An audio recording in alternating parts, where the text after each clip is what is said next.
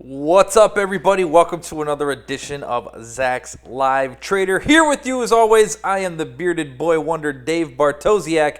And today, my friends, we're going about this a little bit differently. So what we're going to do here is we're going to be streaming live with my desktop screen share here.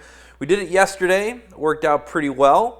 I figured we do this again like this today. Now, I do have ways to, throw my smiling face on this, but you don't really come here to see my smiling face anyway. We just want to talk about the stocks, so figure it's better we do it this way. Plus, we can really dig in to the behind-the-scenes action on this. So that's what we're going to do, and let's go ahead and get started. So first and foremost, I want to thank everybody for coming out.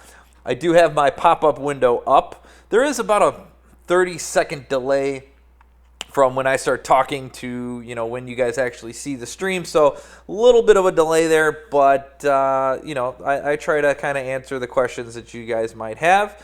And why don't we go ahead and get started here. So today we are talking about Bed Bath & Beyond, ticker BBBY. And first and foremost, I guess we'll just start with our price consensus and EPS surprise chart like we always do. And you can see the black line corresponds to the price, which is the right y-axis. The multicolored lines represent the evolution of our Zach's consensus estimate over time. The little green arrows are earnings beats. The red arrows, earnings misses. And you guys can see here that Bed Bath & Beyond has been pretty much terrible here. Throughout 2015 into 2016, these estimates, we used to have growth here in Bed Bath & Beyond, right? Or at least they would lie to us and say there was going to be growth. You had it in 2013. 2014, again, lies, more lies. And then 2015, they just gave up. And just a lot of negativity, ugliness, exactly, guys. Ugly chart, push into the downside. And we got nothing. I mean, there's no growth. There's no nothing. It just keeps getting worse. So that's why the stock has slid from, $78 in early 2015 down to 38. Are these new lows? Let me retest the low here, 38 and change. 38. Well, we'll look at the detailed chart here in a little bit. But overall, right, 3 misses in a row. And disappointment kind of all around. So speaking of that chart, and again, we're just going to use freestockcharts.com here because it's free for everybody. I'm going to zoom in a little bit closer, just kind of see what's been happening recently. Overbought commodity channel index crosses down below the zero line here, gives you another sell. Stock goes lower. A little buy signal there. Stock doesn't care. Finds resistance at the 50-day moving average. Comes back down again. So now you got a stock that's at 38.88. And you saw that picture. So we're below. They made new lows. Sort of bouncing along the bottom here. And I guess the question is, does it bounce or does it, does it run out of gas and just keep going lower? If you look here, I have this horizontal histogram of these bars going across. This is a volume at price indicator. I like to use this to get like a market profile. And if you look here, big chunk of volume down in 43.5. So that's going to be very heavy resistance should the stock rally. And then you have another big thick band of volume, which used to be the support level down in the 40s at 40. That didn't happen. So now you got the stock, 37 and change, 38, 37 change being the low. We're below 39. It's not looking good in the short term there for Bed Bath & Beyond. So let's go back to our detailed estimates page on Zacks.com.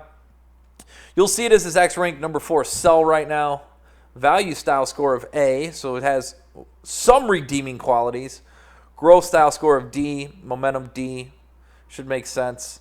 They're going to report after the bell today, so I'm sorry we had to kind of jam this thing in here the day of.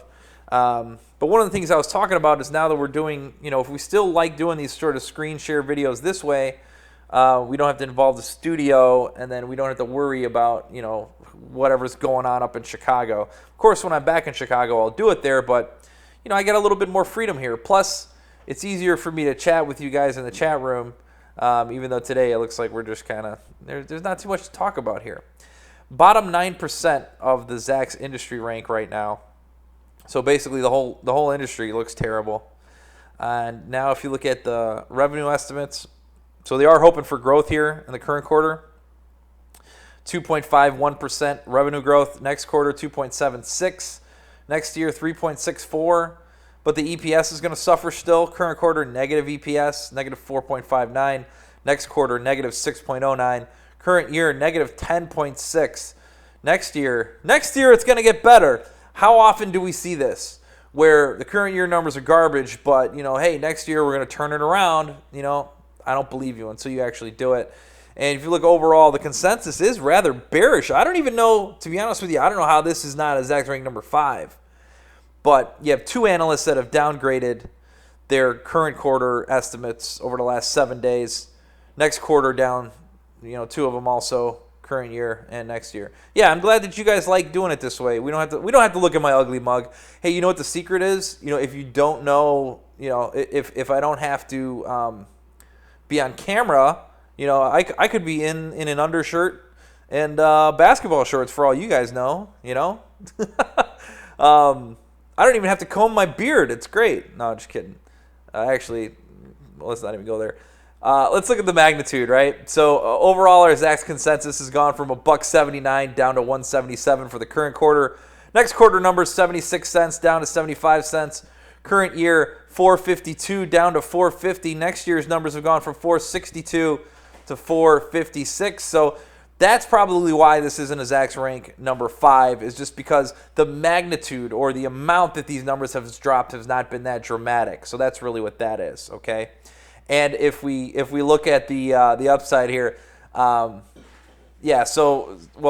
surprise rather, a disappointment, rather disappointing quarter last quarter, negative 15% disappointment. Kurt, I like where your head's at. Do it on the beach. Man, now you're thinking. The only problem is if I did it on the beach, I'd have to do it Wi-Fi, and I don't know if I could stream through the upload Wi-Fi. So that's the only thing that's stopping me, Kurt, from doing it from the beach. But I don't know, maybe we'll do a special event from there one of these days. The quarter ending last quarter, or 2 quarters ago, negative 5% disappointment. So they're just disappointing. Okay, they've been disappointing. Where's the valuation on this? Did we see PE 8.5? Right. So I mean, it has been beaten up. Let's go to my secret charts here. This is our ZRS system. This is kind of the proprietary stuff that we have at Zacks. So you can see here, this has been a Zacks rank, basically hasn't been a buy since the 4th quarter of 2014. Of course, you can see that in the price consensus EPS surprise chart. But look at all this negativity. It's been a sell, strong sell, sell, strong sell. So it's been cycling between sell and strong sell, right? As the estimates have come down and this thing has continued to drop on down. I think Tracy's right about Bed Bath & Beyond losing its market share to Amazon. Because I don't know about you, but I mean, who goes to Bed Bath & Beyond? I don't go to Bed Bath & Beyond, right? And I think if you're trying to find a better price, you are going to go to Amazon. You are going to go, or even if you're going to go to a physical store, what does Bed Bath & Beyond have that Walmart or Target doesn't have, right? Or some of the other Kohl's or whatever, right? Do they have that niche? Are they in the right space? I don't know. Who knows? Okay, so on these estimates, I want to look at this consolidated surprise. This is my little cheat sheet that shows me what these guys have done in the previous quarters as a direct result of their earnings report. Look at this. You've got one big quarter, one big move, a negative 10% move, and then nothing. I mean, 0.88, 1.15, negative 0.18, 0.81, 0.05. Not a lot of movement, okay? So what do you think about last quarter? Was last quarter an anomaly, or is this going to be what happens now? Is this going to be par for the course here on Bed Bath & Beyond? Why was this so bad for Bed Bath & Beyond? If we look at the surprise, it was a huge disappointment. They were looking for $1. They only got 85 cents. So that's why. The other reason, if you look at revenues, they had a decent revenue number they were going for, and they missed on revenues also. So that was part of it. If you look at the other quarters, well, I guess there's a little bit of a disappointment on the revenue side. So they've disappointed on revenues 3 quarters in a row. I get that EPS was just probably so dramatic. So do you think they might have kitchen sinked that quarter? So what I mean by that is, like, if you know you're going to miss and it's going to be kind of ugly, you just take all your write-downs and do whatever and just make it as ugly as it's going to be. And hopefully you can kind of wash your hands and go ahead and move forward. That might have been a situation here with Bed Bath & Beyond, right? But now, this last quarter, look at these lofty expectations that they had. 3.5. I'm assuming this is billion, right? 3.5 billion is what they'd be looking for. Is that how big Bed Bath & Beyond is? Yeah, it's got to be. Consensus numbers here on the EPS $1.77. So a year ago they got 180, or they got 185 rather. So they beat. So that was their last beat coming off of that quarter. And these are pretty lofty expectations. 3.5. And what have they gotten? They haven't gotten close to there, but this is supposed to be their strongest quarter, right? So I don't know.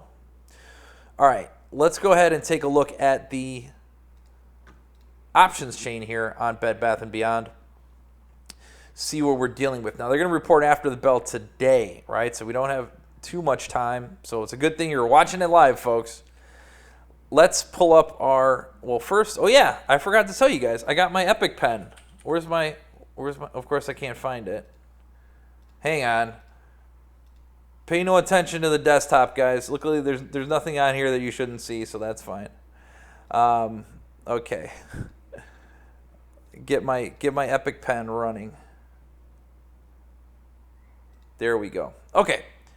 So the at the money call and the at the money put.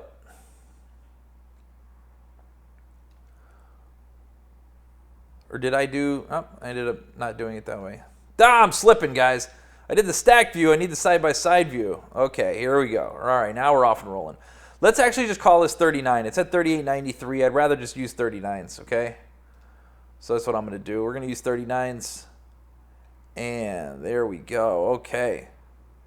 You know, this goes a lot smoother on this computer, too, than the one when I'm dialing into the studio. All right, so 39s. 134 by 137. Let's call it 133. And then the puts are 115 by 126. So let's call that 121. So go to 254. Divide that by the strike, and you're talking about a 6.5% move is what they're pricing in here on Bed Bath & Beyond. So 250 or 6.5%, right? So go ahead and take that 250, and that's what we got to look at, I think. So if the stock's trading 39, plus 250 is going to be the 4150s, and minus 250 is going to be 3650s. So that's the arena that we're going to play in, my friends. All right. Let's go ahead and change this from the side-by-side to the stacked view. And so let's just look at where some of these strikes are and where some of this stuff is. So all the way out to 4150, there's still a bid here. Interesting. Okay. And again, we've seen the stock move, you know, we've seen the stock move, what, 10% once, right? And all the other times, it barely moves at all. So let's not expect that it's going to move this 6%, okay? Actually, I want to price a couple of things. First, let's look at what if we did a more conservative sort of call spread. So you guys know that I like to do, one of my kind of go-to moves is I'll take what, you know, the market may be pricing in, and then I'll do half of that, and I like to price that, right? And just kind of see what the math is on that. So why don't we do that? So what if you're bullish on this and you go long the 39s, and we're not going to go all the way out to 45s. We can do 40-50s. Let's look at what 40-50s look like, right?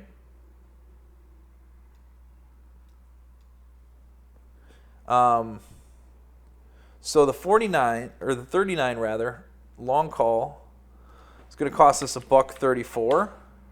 And then if we sell the 40-50s, we're going to get back 71 cents. So that means we got 63 cents at risk. Upside potential here is at $1.50 minus that, so it's 87 cents. So you can make 87 on 63. So we can make 138% if shares of Bed Bath & Beyond got above 40-50. This is the day after, Danny. I'm just looking at the day after expiration. I probably should go a little further out, right? But guys, I wanted to price some things. I'm going to take a little bit of time today. I'm going to price a couple of things for you guys, okay? Because we don't have to rush for anybody, so I'm going to take some time. So just look at that. So that's 138% going out, 39.40.5 call spread just in that front week. Okay, guys? This is just in that front week, which means you only got 1 day for this to happen, right? This front expiration. Okay. Now, normally what we do is we look at the monthly expiration because I want to give it a little bit of time to go ahead and, take hold. So let's price out where it is using the same strikes on this little further out expiration. So we were saying the 39s and then 40-50, okay? So 39 out to 40-50. And we'll do the math here. $39 call, it's going to cost us $1.44.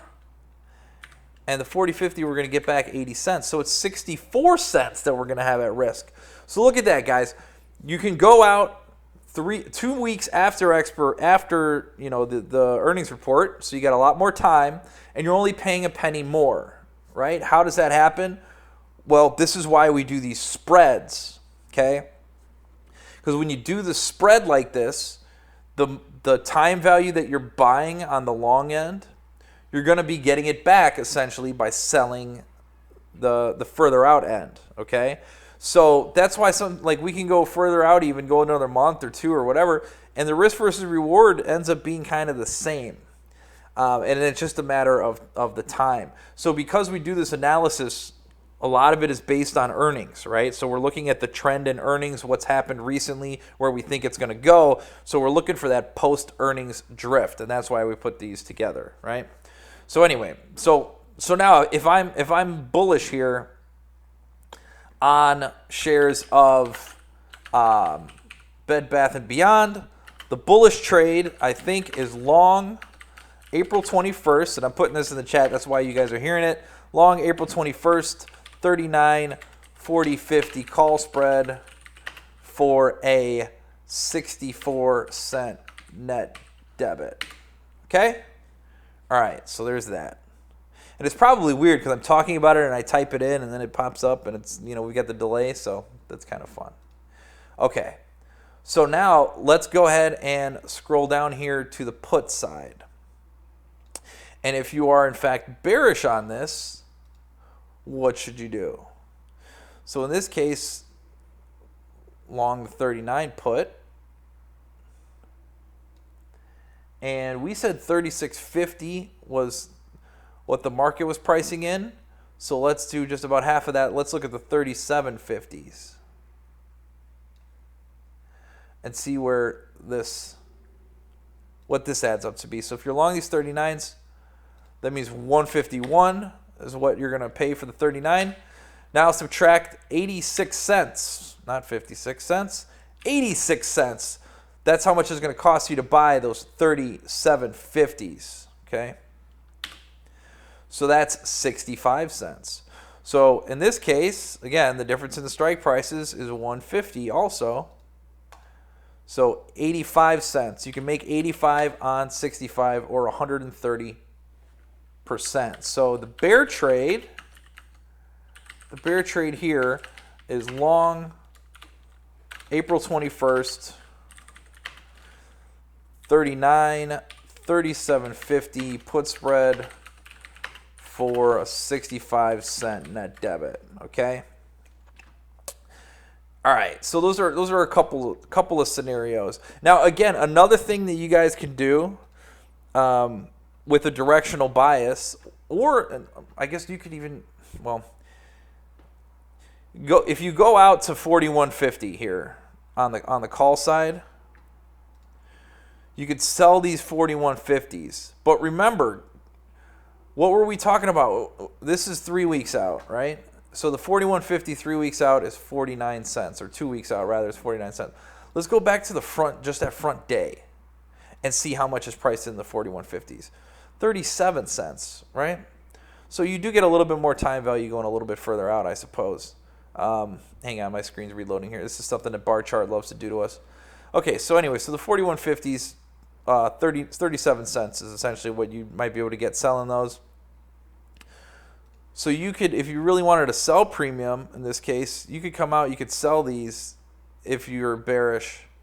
And if you just buy the one, you buy the 42. So if you're short the 4150 and the 42, you're going to get in 10 cents. Your amount you're going to have at risk is going to be, 40 cents. So you can still make 25% on this just as long as the stock doesn't move that much, okay?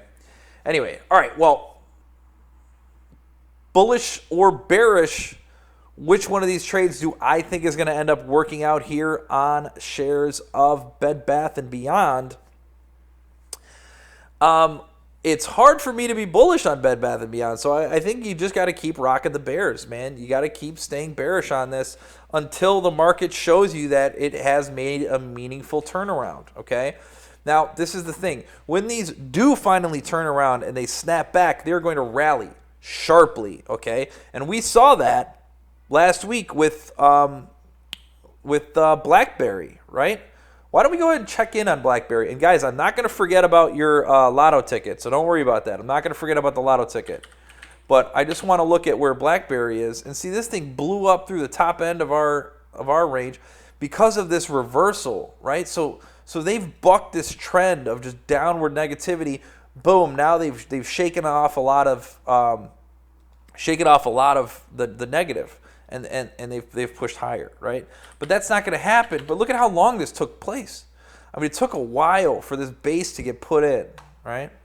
So when you're looking at Bed Bath & Beyond, has this base been put in? I don't think so. I don't think so. So let's find some Lotto tickets, boys, ladies and gentlemen, right? Because it's not just guys out there. All right. So let's look at the April 7th. So right away expiration. Again, these are Lotto tickets, guys. These are kind of out of the money sort of trades that we think could pan out if the stock really does break down. So we were saying 36.50 is the bottom end of this anyway. If the market has it right. Remember, if the market's got it wrong, this is going to come all the way down much further. Okay, if the market's wrong, it's going to go to 35.50, maybe even lower if the options market's wrong about it, right? So I think you could look at something like, and then Kurt mentioned the 38.50s for $1.08. Yeah, if you want to put $1.08 at risk, I think so. I think that's okay. But for a Lotto ticket, I want to be even more aggressive than that. So I'm looking these 37.50s for 70 cents. Because if the stock if it just goes down what the options market is pricing in, it'll get to this 36.50 level, okay? But if we're looking here at what it's done, 37.78 is the low here. So I don't think there's going to be support at the low if the market really gaps down, right? And look at this last one. This is the big disappointment when they were looking for something huge and the stock just totally tumbled. I mean, that's terrible. Wow. So it really could let loose here and get nasty, especially if, they're looking at the rest of the year not being so good. So I'm going to say 37.50 put Lotto. If I could type, put Lotto. So April, and that's April 7th. 70 cent net debit. Yeah, I'm trying to make these lotto tickets as cheap as humanly possible because you're going to lose that money. I mean, these like we've been super lucky the last couple of weeks on these things that have really panned out, but they're not meant to pan out. I mean, these are supposed to be things that are just fantasies, right? But we've gotten lucky a couple of times. I don't necessarily know that. How much this one's going to move. So yeah, the risk rating here on Bed Bath and Beyond, this is 4 stars. I would put this 4 out of 5 stars in terms of risk. The lotto ticket, of course, is like 10 stars. It's always a huge risk. But I'm talking about the actual bullish or bearish trade. Either way on this, I think is a pretty risky maneuver because I just don't know how many eyes are looking at Bed Bath & Beyond right now. Let me pull up the volume really quick. So this will tell you, huge spike in volume is what causes big drop here, right? And then since then, the volumes, well, look, volume has picked up a little bit over the course of the last few weeks. So this is interesting stuff, but again, negative volume here. So I don't know. This is going to be an interesting one. This is going to be interesting. So risky business, my friends. But hey, that's why we do this, right? Give us something to talk about, something fun. Why don't we look at CarMax real quick? What's happening? They're up a little bit today, right? So that's good. They're gonna report tomorrow morning, right? So keep an eye on that on CarMax. And yeah, how many? So there we go. All right. What was I looking for? So, hey, guys, so tomorrow I might be able to do something for the premium folks without the studio again. If you guys are interested, what if we tried sort of a live, well, yeah, I guess a live Q&A with the chat open. Let me get back to our BBBY, right? But like a live, maybe I'll come in live and we'll do the reaction to the CarMax earnings in the morning if you guys want to check that out. And we could talk a little bit about that and do like a quick little, we can check in on some of the names that we looked at. So we're going to have to talk Bed Bath & Beyond, and we can check in with CarMax too in the morning prior to doing the the good, the bad, and the ugly review later on in the day. And so far, it looks like the vote for Friday is leaning towards Fastenal.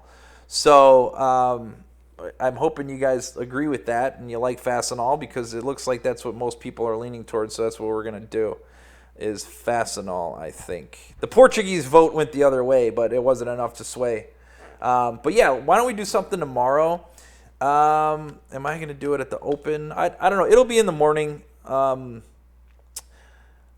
Do I want to do the open? I don't know if I want to hit the open. I'm probably not going to trade tomorrow because I had an interesting situation with oil today. It just frustrated me. I totally forgot about the inventory report and took a punch right to the nose. So I'm a little frustrated with intraday trading right now. But yeah, why don't we go ahead and do it live tomorrow? I'll follow up with an email specifically to give you guys a time when we should do it. I'm gonna try to do it in the morning.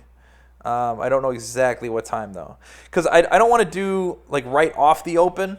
I want to give the market a chance to kind of whip around a little bit. So maybe 9 o'clock Central, something like that. And it's going to be just kind of checking in and doing some live question and answer stuff. You guys can shoot me the questions on the live chat. And then maybe I could do a quick little educational thing too. I'm trying to get it all together. We're trying to figure this thing out, all right?